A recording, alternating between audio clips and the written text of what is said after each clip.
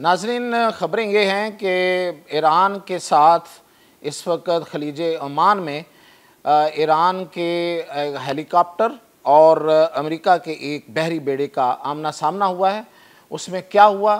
कैसे वो एक दूसरे के सामने आए और उसके नतीजे में फिर कौन पीछे हटा, ये एक ख़बर है। और दूसरी खबर ये है कि शाम में तुर्की ने फैसला किया है कि वो शाम की सॉवरेनिटी, उसकी सलामती के लिए हर मुमकिन हद तक जाएगा। और इस फैसले के बाद और फिर ख़ास तौर पे जो शाम ने तैयारे ख़रीदने का फ़ैसला किया है यूरोप से, उसके बाद इज़राइल में एक बहुत बड़ी एक परेशानी है। और वो परेशानी क्या है और क्यों है, इस पर बात करते हैं। मियां ताहिर, देखें, इस वक्त सूरत हाल ये है कि ईरान पूरी उस तरीके से, जिस तरीके से उसको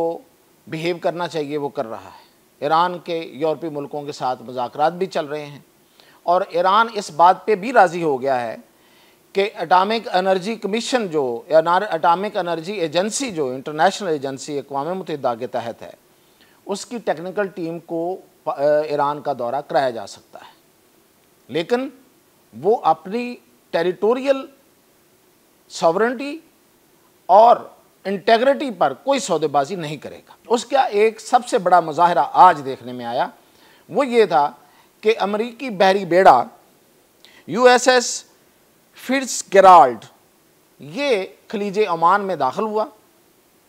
और खलीज ओमान जो है ये बेसिकली ईरान की जो कोस्टल सरहद है, जो उसकी समुद्री सरहद है, उसके बिल्कुल वो उसमें आती है।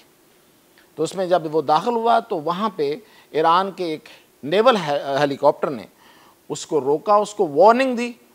लेकिन उसके जवाब में ये जो बहरी बेड़ा है इसके कैप्टन ने कहा कि वो उसको फायर कर देगा, वो उसको उड़ा देगा। हेलीकॉप्टर को डराने की कोशिश की और कहा कि ये हेलीकॉप्टर लॉक है और मैं इस पे फायर करने लगा हूँ। लेकिन मीनवाइल ईरान की तरफ से फिर जब ये पैगाम आया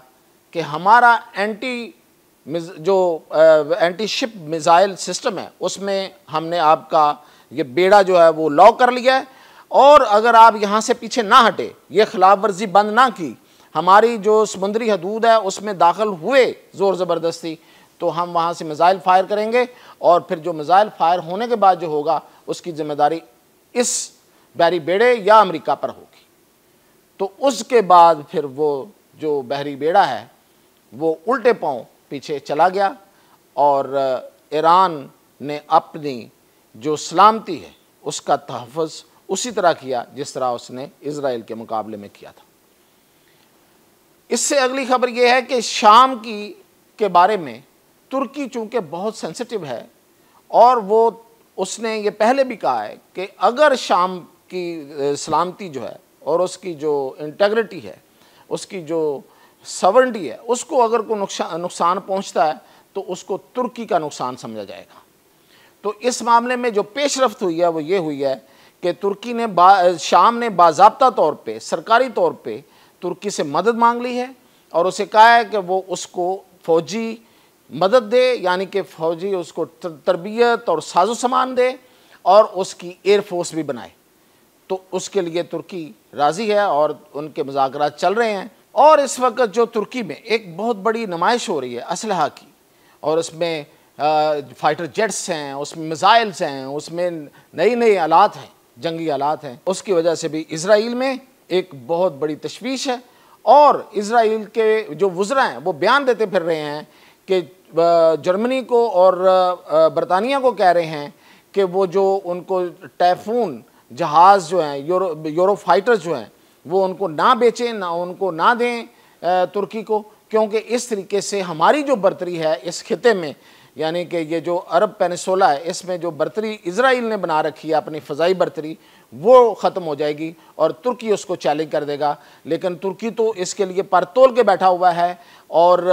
वो उसकी वाक़तन ये बर्तरी ख़त्म करेगा। इसकी बड़ी वजह ये है, ये सबको ये पता होना चाहिए कि इज़राइल ने दरअसल इन अरब ममालिक को और इन तमाम अरब रियासतों को डरा और धमका के भी सिर्फ इसी वजह से रखा हुआ है कि उसकी चूँकि वहाँ पे फ़ज़ाई बर्तरी है, उसकी फ़ौजी बर्तरी है और उसने उसको साबित किया हुआ है मुख्तलिफ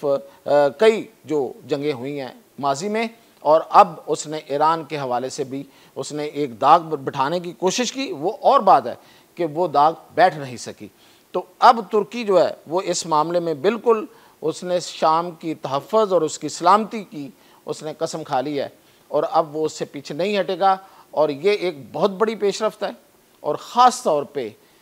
इज़राइल के लिए